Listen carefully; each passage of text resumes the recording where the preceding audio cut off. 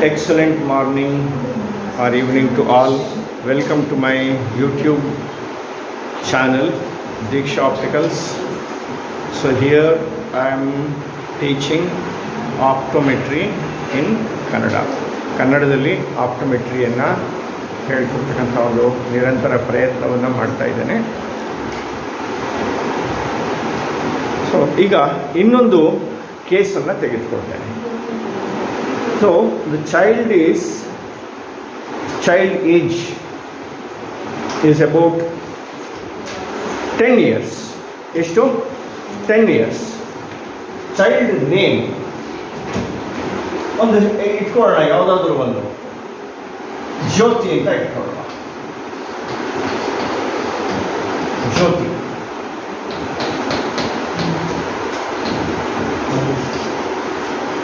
$10 years.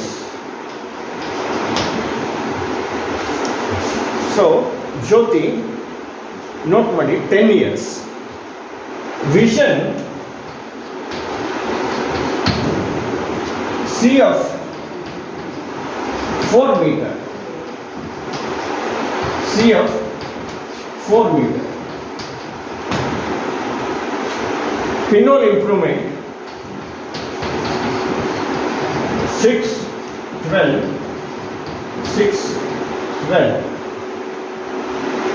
Near vision N6.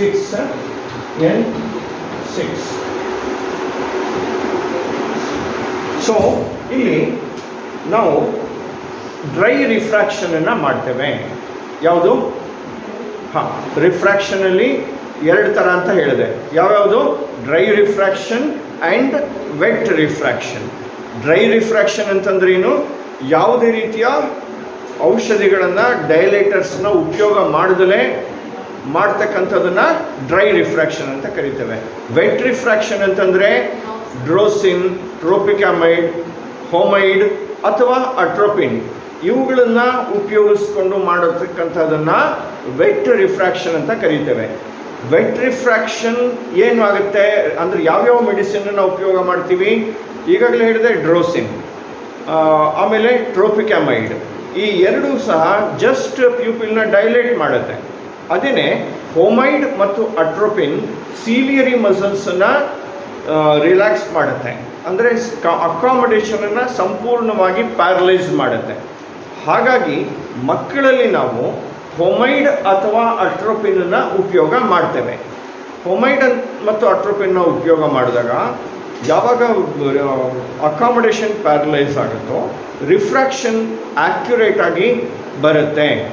ಆ್ಯಕ್ಯುರೇಟಾಗಿ ಬಂದಾಗ ನಮಗೆ subjective ಕರೆಕ್ಷನನ್ನು ಕೊಡೋದಕ್ಕೆ ಅತ್ಯಂತ ಪ್ರಯೋಜನಕ್ಕೆ ಬರುತ್ತೆ. ಸೊ ಹಾಗಾಗಿ ಮಕ್ಕಳಲ್ಲಿ ನಾವು ಸಾಮಾನ್ಯವಾಗಿ ವೆಟ್ ರಿಫ್ರಾಕ್ಷನನ್ನೇ ಹೆಚ್ಚಿನ ಸಂದರ್ಭದಲ್ಲಿ ಆಯ್ಕೆ ಮಾಡ್ಕೊಳ್ತೇವೆ. ಡ್ರೈ ರಿಫ್ರಾಕ್ಷನ್ನ ಮಾಡ್ತೇವೆ ಒಂದು ಅಂದಾಜನ್ನು ಮಾಡೋದಕ್ಕೋಸ್ಕರ, ಇಂತಿಷ್ಟು ಬಂದಿರಬಹುದೇನೋ ಅಂತ ಒಂದು ಅಂದಾಜನ್ನು ಮಾಡೋದಕ್ಕೋಸ್ಕರ ನಾವು ಡ್ರೈ ರಿಫ್ರಾಕ್ಷನನ್ನು ಆರಂಭದಲ್ಲಿ ಮಾಡಿಯೇ ಮಾಡ್ತೇವೆ. ಸೊ ಈಗ ಅದನ್ನು ನಾವು ಯಾವ ಥರ ಮಾಡ್ತೀವಿ, ಡ್ರೈ ರಿಫ್ರಾಕ್ಷನ್ ಯಾವ ಥರ ಮಾಡ್ತೀವಿ, ವೆಟ್ ರಿಫ್ರಾಕ್ಷನನ್ನು ಯಾವ ಥರ ಮಾಡ್ತೀವಿ ಅನ್ನೋದನ್ನು ಗಮನಿಸೋಣ. ನಾವು ಡ್ರೈ ರಿಫ್ರಾಕ್ಷನನ್ನು ಮಾಡಬೇಕಾದ್ರೆ, ಯಾವುದೇ ರೆಟಿನೋಸ್ಕೋಪಿನೂ ಮಾಡಬೇಕಾದ್ರೆ ಮೊದಲಿನ ಹಂತ ಏನು? ವಿಷನ್ ಎಲ್ಲ ರೆಕಾರ್ಡ್ ಮಾಡಿ ಆಯಿತು. Vision is about CF, pinhole, near vision ಎಲ್ಲನೂ ಈ ರೀತಿಯಾಗಿ ಬರ್ತಾ ಇದೆ. ಇದಾದ ನಂತರ ಏನು ಮಾಡಬೇಕು? ನಾವು ಡ್ರೈ ರಿಫ್ರಾಕ್ಷನನ್ನು ಮಾಡಬೇಕು. ಡ್ರೈ ರಿಫ್ರಾಕ್ಷನ್ ಮಾಡೋಕ್ಕಿಂತ ಮುಂಚೆ ಏನು ಮಾಡಬೇಕು? ಮಕ್ಕಳಿಗೆ ಫ್ರೇಮನ್ನು ಹಾಕಬೇಕು. ಆನಂತರ ಒಂದು ಕಣ್ಣನ್ನು ಅಕ್ಲೂಡ್ ಮಾಡಬೇಕು. ಅಕ್ಲೂಡ್ ಮಾಡಿದ ನಂತರ ಮಕ್ಕಳಿಗೆ ಏನು ಮಾಡಬೇಕು? ಎಲ್ಲಿ ನೋಡೋಕ್ಕೆ ಹೇಳಬೇಕು? ದೂರ ನೋಡಲಿಕ್ಕೆ ಹೇಳಬೇಕು. ದೂರ ನೋಡೋಕ್ಕೆ ಹೇಳಿದಾಗ ಏನಾಗುತ್ತೆ? ಲೆನ್ಸ್ ರಿಲ್ಯಾಕ್ಸ್ ಆಗಿರುತ್ತೆ, ಸಹಜ ಸ್ಥಿತಿಗೆ ಬಂದಿರುತ್ತೆ. ಸೊ ನಾವು ದೂರ ನೋಡಲಿಕ್ಕೆ ಹೇಳಿ ಒಂದು ಡ್ರೈ ರಿಫ್ರಾಕ್ಷನನ್ನು ಮಾಡಿದಾಗ ಮಗುವಿನ ಬಲಗಣ್ಣಿನ ರೀಡಿಂಗ್, ರೆಟಿನೋಸ್ಕೋಪಿ ರೀಡಿಂಗ್ -4 ಅಂತ ಬರುತ್ತೆ. ಎಷ್ಟು? -4. ಇಲ್ಲಿ ವರ್ಕಿಂಗ್ ಡಿಸ್ಟೆನ್ಸ್ ಎಷ್ಟಿರುತ್ತೆ? ವರ್ಕಿಂಗ್ ಡಿಸ್ಟೆನ್ಸ್ ಎಷ್ಟಿರುತ್ತೆ? ಹಾಂ 1 ಡಯಾಪ್ಟರ್ ಇರುತ್ತೆ. 1 ಡಯಾಪ್ಟರ್ ಇದು 1 ಮೀಟರ್ ಇರುತ್ತೆ. 1 ಮೀಟರ್ ಇರುತ್ತೆ ವರ್ಕಿಂಗ್ ಡಿಸ್ಟೆನ್ಸ್. ಎಷ್ಟು ಕಳಿಬೇಕು? ಕಳಿಯೋದು -1 ಕಳಿಬೇಕು. ಎಷ್ಟು ಕಳಿಬೇಕು? -1 ನಾವಲ್ಲಿ ರಿಫ್ರಾಕ್ಷನ್ ಆಪ್ಟಿಕಲ್ ಕ್ರಾಸ್ನಲ್ಲಿ ಬರೆದಿರ್ತಕ್ಕಂಥ ರಿಫ್ರಾಕ್ಷನಿಂದ -1 ಕಳಿಬೇಕು. -1 ಕಳೆದಾಗ ಎಷ್ಟು ಬಂತು? ಇಲ್ಲಿ ಎಷ್ಟು ಬಂತು? -5 ಬಂತು. ಎಷ್ಟು ಬಂತು? -5 ಬಂತು. -5 ಅನ್ನೋದು ಏನಂತ ಕರಿತೇವೆ? ಇದನ್ನ ಆಬ್ಜೆಕ್ಟಿವ್ ಕರೆಕ್ಷನ್ ಅಂತ ಕರಿತೇವೆ. ಆಬ್ಜೆಕ್ಟಿವ್ ಕರೆಕ್ಷನ್ ಎಷ್ಟು ಬಂತು? -5. ಇದನ್ನ ನಾವು ಆ ಸಬ್ಜೆಕ್ಟ್ ಮೇಲೆ ಹಾಕ್ತೇವೆ, ಜ್ಯೋತಿಯ ಮೇಲೆ ಇದನ್ನ -5 ಪ್ರಯೋಗ ಮಾಡಬೇಕು. ಅಂದರೆ ಅದನ್ನು ಉಪಯೋಗ ಮಾಡಿಕೊಂಡು ವಿಷನ್ ಎಷ್ಟು ಬರುತ್ತೆ ಅನ್ನೋದನ್ನ ರೆಕಾರ್ಡ್ ಮಾಡಿದಾಗ ಅದನ್ನ ಸಬ್ಜೆಕ್ಟಿವ್ ಕರೆಕ್ಷನ್ ಅಂತ ಕರಿತೇವೆ. ಸಬ್ಜೆಕ್ಟಿವ್ ಕರೆಕ್ಷನ್ ಅಂತ ಕರಿತೇವೆ. ಸಬ್ಜೆಕ್ಟಿವ್ ಕರೆಕ್ಷನ್ ಅನ್ನ ಮಾಡಿದಾಗ ಸಬ್ಜೆಕ್ಟಿವ್ ಕರೆಕ್ಷನ್ ಅನ್ನ ನಾವು ಎಲ್ಲಿಂದ ಆರಂಭ ಮಾಡಬೇಕು? ಇದು -5 ಅಂತ ಇಲ್ಲಿ ನಮಗೆ ಗೊತ್ತಿದ್ರೂ ಬಂದಿದ್ರೂ ನಾವು ಇದನ್ನ ಫಾಗಿಂಗ್ ಇಂದನೇ ಶುರು ಮಾಡ್ತೀವಿ. ಫಾಗಿಂಗ್ ಅಂತಂದ್ರೆ ಏನು? ಫಾಗಿಂಗ್ ಅಂತಂದ್ರೆ ಪ್ಲಸ್ ನಂಬರನ್ನು ತೆಗೆದುಕೊಂಡು ವಿಷನನ್ನು ಇನ್ನಷ್ಟು ಕಮ್ಮಿ ಮಾಡಿ ಯಾತಕ್ಕೆ ಮಾಡ್ತೀವಿ ಫಾಗಿಂಗು? ಅಕಾಮಡೇಷನ್ ರಿಲ್ಯಾಕ್ಸ್ ಆಗಲಿ ಅನ್ನೋ ಒಂದು ಉದ್ದೇಶದಿಂದ ಆಗಲಿ ಅನ್ನೋ ಒಂದು ಉದ್ದೇಶದಿಂದ ನಾವು ಫಾಗಿಂಗನ್ನು ಮಾಡ್ತಾ ಫಾಗಿಂಗ್ ಮಾಡಬೇಕಾದ್ರೆ ಎಷ್ಟು ತಗೊಳ್ತೀವಿ? ಈಗ ಸಬ್ಜೆಕ್ಟಿವ್ ಕರೆಕ್ಷನ್ ಇಷ್ಟು ಬರುತ್ತೆ ಅಂತ ನಮಗೆ ಅರ್ಥ ಆಯಿತು. ಆದರೆ ಇದನ್ನೇ ನಾವು ಡೈರೆಕ್ಟಾಗಿ ಆಗಲಿಲ್ಲ. ಆದರೆ ಫಾಗಿಂಗನ್ನು ಮಾಡಿಕೊಂಡು ಫಾಗಿಂಗ್ ಒಂದು +2 ಇಂದ ತಗೊಳ್ತೀವಿ. ಫಾಗಿಂಗನ್ನು ಎಷ್ಟು? +2 ತೆಗೆದುಕೊಳ್ತೇವೆ. +2 ಇಂದ ಹೇಗೆ ಫಾಗಿಂಗ್ ಮಾಡೋದು? ಫಸ್ಟು +2 ಹಾಕ್ತೇವೆ, ಓದಿಸ್ತೇವೆ. ಆಮೇಲೆ +1.75 ಹಾಕ್ತೀವಿ. ಮತ್ತೆ ಕೌಂಟಿಂಗ್ ಫಿಂಗರ್ಸು ಏನಾದರೂ ಕೊಡ್ತೀವಿ.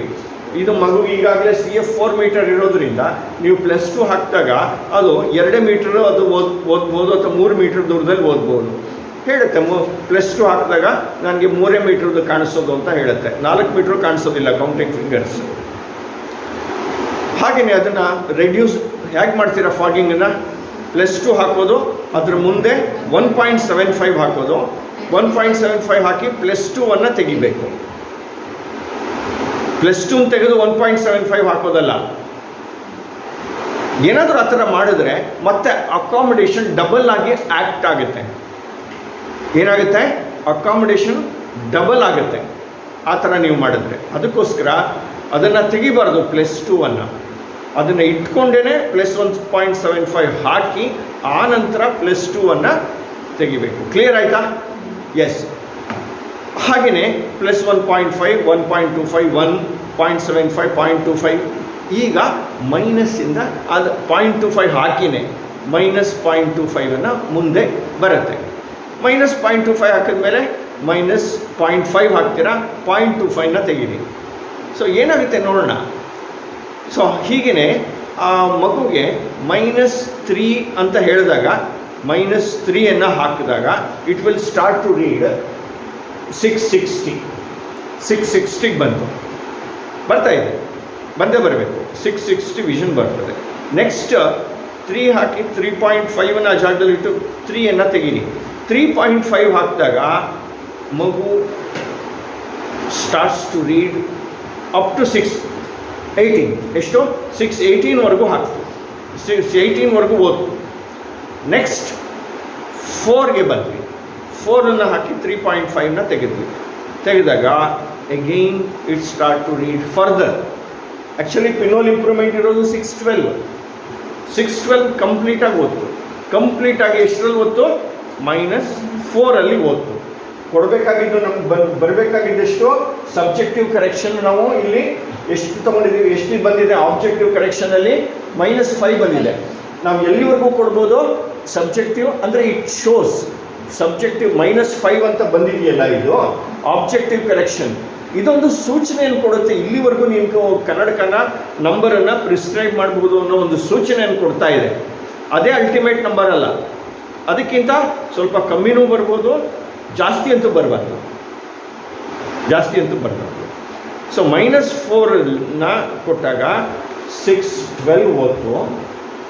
ಸ್ವಲ್ಪ ಜಾಸ್ತಿ ಮಾಡ್ತು ಅಂತಂದರೆ 4.25 ಹೇಳಿದ್ರೆ ಕೊಟ್ಟ ತಕ್ಷಣ 6.9ವರೆಗೂ ಬಂದುಬಿಡ್ತು. 4.5ಗೆ 6.6 ಬಂತು. ಎಷ್ಟು? 6.6 ಬಂತು. ಹಾಗಿದ್ದರೆ ನೀವು ಮಾಡಿದಂತಹ ಈ ಒಂದು ಸಬ್ಜೆಕ್ಟಿವ್ ಇದು ರೆಟಿನೋಸ್ಕೋಪಿ ಪರ್ಫೆಕ್ಟ್ ಆಗಿದೆ ಅಂತ. ವಿತಿನ್ -5 ಬಂದಿದೆ, ಇಟ್ ಈಸ್ ಪರ್ಫೆಕ್ಟ್. -4.5ಗೆ ಫಾಗಿಂಗ್ ಎಲ್ಲ ಮಾಡಿದ್ದೀರಾ, ಫಾಗಿಂಗ್ ಮಾಡಿರೋದ್ರಿಂದ ಸೊ ಯು ವಿಲ್ ಗೆಟ್ -4.5 ನಿಮಗೆ ಮಗುಗೆ 6.6 ವಿಷನ್ ಬಂತು. ಜ್ಯೋತಿಗೆ 6.6 ವಿಷನ್ ಬಂತು. ಸೊ ಆದರೂ ಇನ್ನೂ ಸ್ವಲ್ಪ ನಮಗೆ ಕಮ್ಮಿ ಆಗುತ್ತಾ ಅಂತ ನೋಡಲಿಕ್ಕೆ ಕುತೂಹಲ ಇದೆ. ಆಗುತ್ತೆ. ಯಾಕಂದರೆ ಮಕ್ಕಳಲ್ಲಿ ಈ -5 ಎಲ್ಲ ಇದ್ದಾಗ ಅವರು ಹೈ ಅಕಾಮಿಡೇಷನನ್ನು ಉಪಯೋಗ ಮಾಡಿಕೊಂಡು ಪುಸ್ತಕನ ತುಂಬ ಹತ್ತಿರದಲ್ಲಿ ಇಟ್ಕೊಂಡು ಓದ್ತಾ ಇರ್ತಾರೆ.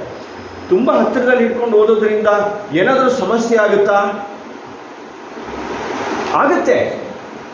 ಇನ್ ದ ಲಾಂಗ್ ಟರ್ಮ್ ಮಗು ಹೆಚ್ಚು ಅಕಾಮಿಡೇಟ್ ಮಾಡ್ತಾ ಹೋಗುತ್ತೆ, ಕಣ್ಣುಗಳು ಸ್ವಲ್ಪ ಹತ್ತಿರಕ್ಕೆ ಬರ್ತಾ ಹೋಗುತ್ತೆ. ಮಗು ಈಸೋಫೋರಿಯಾಗೆ ತಿರುಗ್ತಕ್ಕಂಥ ಸಾಧ್ಯತೆಗಳು ಇರುತ್ತೆ.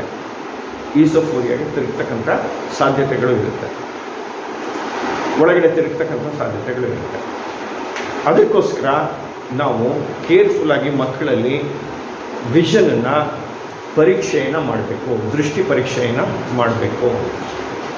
ಸೊ ಯಾವಾಗ ನಾವು -4, 4.5 ಬಂದಾಗ ಮಗು ಚೆನ್ನಾಗಿ ಓದುತ್ತೆ, ದೂರದ್ದು ಚೆನ್ನಾಗಿ ಕಾಣಿಸುತ್ತೆ, ಹತ್ತಿರದ್ದು ಚೆನ್ನಾಗಿ ಕಾಣಿಸುತ್ತೆ ಅಂತ ಹೇಳ್ಬಿಟ್ಟು ನಾವು ಖುಷಿ ಪಡೋಕ್ಕೆ ಹೋಗಬಾರ್ದು.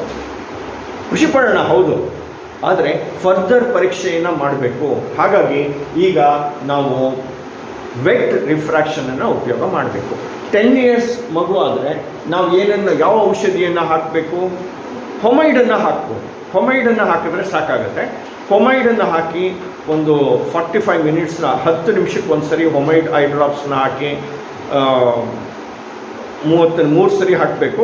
10 ನಿಮಿಷಕ್ಕೆ ಒಂದು ಸರಿ 3 ಸರಿ ಹಾಕಿದ ಮೇಲೆ ಪ್ಯೂಪಿಲ್ ಏನಾಗುತ್ತೆ?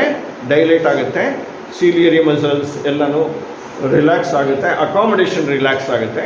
ಅಕಾಮಿಡೇಷನ್ ರಿಲ್ಯಾಕ್ಸ್ ಆದಮೇಲೆ ನಮಗೆ ಇಲ್ಲಿ -4 ಅಂತ ಇಲ್ಲಿ ಬರೆದಿದ್ದೀವಲ್ವಾ, ವೆಟ್ ಡ್ರೈ ರಿಫ್ರಾಕ್ಷನ್ -4 ಬಂದಿದೆ. ಸೊ ಇಲ್ಲಿ ನಾವು ವೆಟ್ ರಿಫ್ರಾಕ್ಷನ್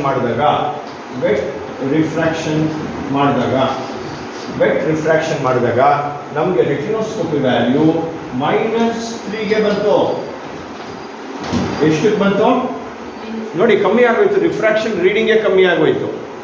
ವೆಟ್ ರಿಫ್ರಾಕ್ಷನ್ ಮಾಡಿದ್ಮೇಲೆ ಈ ಹೊಮೈಡ್ಗೆ ತನ್ನದೇ ಆದ ವೈಶಿಷ್ಟ್ಯ ಇದೆ. ಅದು ಏನು ಮಾಡುತ್ತೆ? ಲೆನ್ಸ್ನ ಮೇಲೆ ಪ್ರಭಾವವನ್ನು ಬೀರುತ್ತೆ. ಸೊ ಆ ಪ್ರಭಾವ ಬೀರಿ ಅದನ್ನು ಇನ್ನಷ್ಟು ಆ ಪವರನ್ನು ಹೊಮೈಡ್ಗೂ ಸಹ ಆ ಪವರ್ ಇರೋದರಿಂದ ವ್ಯತ್ಯಾಸವನ್ನು ರಿಫ್ರಾಕ್ಷನ್ ಅಥವಾ ಪವರ್ನಲ್ಲಿ ವ್ಯತ್ಯಾಸ ಮಾಡ್ತಕ್ಕಂಥ ಶಕ್ತಿ ಇರೋದರಿಂದ ನಾವು ಅದಕ್ಕೆ ಏನು ಮಾಡ್ತೀವಿ? ಈ -1 ಮೀಟರ್ಗೆ 1 ಡಯಾಪ್ಟರನ್ನು ನಾವು ತೊಗೊಂಡಿದ್ದೀವಲ್ವ, ಹೊಮೈಡನ್ನು ಹಾಕಿದಾಗ ಅದಕ್ಕೆ -0.5 ಸೇರಿಸಬೇಕು. ಎಷ್ಟು? -5.5 ಸೇರಿಸಿದಾಗ ಎಷ್ಟು ಬಂತು? -1.5 ಬಂತು. -1.5 ಬಂತು ಅಂತ ಹೇಳಿದಾಗ ಸೊ ಈಗ ನಾವು ಹಿಂದೆ ಈ ಮಾಡಿದಂಥ ಲೆಕ್ಕದ ಬಗ್ಗೆ ಒಂದಷ್ಟು ಪ್ರಿಸ್ಕ್ರಿಪ್ಷನನ್ನು ಬರೀಬೇಕಾಗುತ್ತೆ. ಈ ವೆಟ್ ರಿಫ್ರಾಕ್ಷನ್ ಮಾಡಿದ ತಕ್ಷಣ ಪ್ರಿಸ್ಕ್ರಿಪ್ಷನ್ ಕೊಡೋಕ್ಕಾಗತ್ತಾ? ಇಲ್ಲ, ಖಂಡಿತ ಪ್ರಿಸ್ಕ್ರಿಪ್ಷನನ್ನು ತಕ್ಷಣ ಬರೆಯೋಕ್ಕೆ ಹೋಗಬಾರ್ದು. 2 ಅಥವಾ 3 ದಿವಸ ಬಿಟ್ಟು ನೀವು ಪುನಃ ಬರೋದಕ್ಕೆ ಹೇಳಬೇಕು. ಬಂದ ಮೇಲೆ ಪುನಃ ರಿಫ್ರಾಕ್ಷನ್ ಮಾಡಿ, ಪುನಃ ಏನು ಮಾಡಿ? ಡ್ರೈ ರಿಫ್ರಾಕ್ಷನನ್ನು ಮಾಡಿ. ಮತ್ತು ಔಷಧಿ ಹಾಕಿ ಕೂರ್ಸೋಕ್ಕೆ ಹೋಗಬೇಡಿ. ಡ್ರೈ ರಿಫ್ರಾಕ್ಷನ್ನ ಮಾಡಿ. ಹಿಂದಿನ ಇದಕ್ಕೂ ಇವತ್ತು ಬಂದಾಗ ಆಗಿರ್ತಕ್ಕಂಥ ರೆಟಿನೋಸ್ಕೋಪಿಯ ವ್ಯತ್ಯಾಸವನ್ನು ನೀವು ಅಬ್ಸರ್ವ್ ಮಾಡ್ಬೋದು. ರೆಟಿನೋಸ್ಕೋಪಿ ಹಿಂದೆ ನೀವು ಇದೆಲ್ಲ ಅಳಿಸಿ ಹಾಕಿದೆ. ಸೊ ರೆಟಿನೋಸ್ಕೋಪಿಯನ್ನು ನೀವು ಮಾಡಿದಾಗ ಈಗ ಹೊಮೈಡ್ ಹಾಕಿದ ಮೇಲೆ ಮಾಡಿದಂಥ ರೆಟಿನೋಸ್ಕೋಪು ಮತ್ತು 2 ದಿವಸ ಬಿಟ್ಟು ಮಗು ಬಂದಾಗ ಮತ್ತೆ ನಾವು ರಿಫ್ರಾಕ್ಷನ್ ಮಾಡಿದಾಗ ಅದು ಅಷ್ಟೇ ತೋರಿಸುತ್ತೆ, -3 ತೋರಿಸುತ್ತೆ. ಸೊ ಆವಾಗ ಖಂಡಿತವಾಗಲೂ ನೀವು ಮಾಡಿದಂಥ ರಿಫ್ರಾಕ್ಷನ್ ಪರ್ಫೆಕ್ಟ್ ಆಗಿದೆ ಅಂತ ನಾವು ಖುಷಿ ಪಡ್ಬೋದು. ಸೊ ಇದಾದ ನಂತರ ಮಗುಗೆ ನಾವು ಸಬ್ಜೆಕ್ಟಿವ್ ಕರೆಕ್ಷನನ್ನು ಕೊಡ್ತೀವಿ. ಫಾಗಿಂಗಿನ ಬಗ್ಗೆ ಈಗಾಗಲೇ ನನ್ನ ಹಲವಾರು ವಿಡಿಯೋಗಳಲ್ಲಿ ಹೇಳಿದ್ದೇನೆ. ಆ ಫಾಗಿಂಗ್ ಟೆಕ್ನಿಕನ್ನು ಉಪಯೋಗಿಸ್ಕೊಂಡು ನಾವು ಫೈನಲ್ ಕರೆಕ್ಷನ್ನ ಮಗುಗೆ ಕೊಡ್ತೀವಿ. It will come around -4.5. 4.5 6 ಬರ್ತಾ ಇದೆ. ಆದರೆ ಯಾವಾಗಲೂ ಮಯೋಪ್ಸ್ಗೆ ನಾನು ಹೇಳಿದಾಗೆ 0.25 ನೀವು ಕಮ್ಮಿನೇ ಕೊಡಿ. -4.5 ಬಂದಿದೆ, ಆದರೆ ನಾನಿಲ್ಲಿ -4.25 ಕೊಡ್ತಾ ಇದ್ದೀನಿ. ವಿಷನನ್ನು ಇಲ್ಲಿ ರೆಕಾರ್ಡ್ ಮಾಡಲೇಬೇಕು. ಹೆಚ್ಚಿನವರು ಇಲ್ಲಿ ವಿಷನನ್ನು ರೆಕಾರ್ಡ್ ಮಾಡೋದಿಲ್ಲ. ಸೊ ಇಲ್ಲಿ ವಿಷನನ್ನು ರೆಕಾರ್ಡ್ ಮಾಡಿ 6 -4.25 ಕೊಟ್ಟರೆ ಇಟ್ ವಿಲ್ ಕಮ್ 6. ಹೀಗೆ ಲೆಫ್ಟ್ ಐನಲ್ಲಿ ಮಾಡಿದಾಗಲೂ -4.25 ಕೊಟ್ಟಾಗಲೂ ಯಾಕೆ ನಾವು ಅಂಡರ್ ಕರೆಕ್ಷನ್ ಮಾಡ್ತೀವಿ? ಮಕ್ಕಳು ಓದಬೇಕಾದ್ರೆ ಅಕಾಮಿಡೇಷನನ್ನು ಅವರು ಯೂಸ್ ಮಾಡಬೇಕು. ಹಾಗಾಗಿ ನಾವು -0.25 ಕರೆಕ್ಷನನ್ನು ಕಮ್ಮಿ ಕೊಡ್ತೇವೆ. ನಾವು ಜಾಸ್ತಿ ಕೊಟ್ಟರೆ ಏನಾಗುತ್ತೆ, ಮಕ್ಕಳು ಅಕಾಮಿಡೇಷನನ್ನು ಉಪಯೋಗ ಮಾಡಿಕೊಡೋದು ಕಮ್ಮಿ ಮಾಡುತ್ತೆ. ಅದಕ್ಕೋಸ್ಕರ ಆ ಮಕ್ಕಳು ಅಕಾಮಿಡೇಷನ್ನ ಉಪಯೋಗ ಆಗಬೇಕು ಅನ್ನೋ ಒಂದು ಸದುದ್ದೇಶದಿಂದ ನಾವು 0.25 ಸ್ಪೆರಿಕಲ್ನ ಕಮ್ಮಿ ಕೊಡ್ತೇವೆ. ಅಕಾಮಿಡೇಷನ್ ಏನು ಅಂತ ನೀವು ಸಾಕಷ್ಟು ಅಧ್ಯಯನ ಮಾಡಿದ್ದೀರಾ, ಗೊತ್ತಿಲ್ಲದಲ್ಲ ಇದೆ, ಇನ್ನೊಂದು ಸರಿ ಬೇಕಾದರೆ ಹೇಳ್ತೇನೆ. ಸೊ ಹೀಗೆ ನಮ್ಮ ಈ ಕ್ಲಾಸನ್ನ ನಾನು ಇಲ್ಲಿಗೆ ಮುಗಿಸ್ತೇನೆ. ಸೊ ಯಾವುದೇ ಡೌಟ್ಸ್ ಇದ್ದರೂ ನೀವು ನಮ್ಮ ಕಮೆಂಟ್ಸ್ ಬಾಕ್ಸ್ನಲ್ಲಿ ಹಾಕ್ಬೋದು, ಅಥವಾ ನನ್ನ ಫೋನ್ ನಂಬರ್ಗೆ ನೀವು ಡೈರೆಕ್ಟಾಗಿ ಕಾಲ್ ಮಾಡ್ಬೋದು. ನನ್ನ ಫೋನ್ ನಂಬರ್ 9845250457. ನಾನು Deeksha optical, Milagres cross road, Hampankatta, ಇಲ್ಲಿ ಬೆಳಗ್ಗೆ 10ರಿಂದ ಸಂಜೆ 7 ಗಂಟೆವರೆಗೂ ನಾನು ಲಭ್ಯನಿರ್ತೇನೆ. ನಿಮಗೇನಾದರೂ ಅನುಮಾನ ಇದ್ದರೆ ಖಂಡಿತ Deeksha optical, Milagres cross road, Hampankatta, Mangaluru, ಇಲ್ಲಿ ನನ್ನನ್ನು ಸಂಪರ್ಕಿಸ್ಬೋದು. Thank you to all.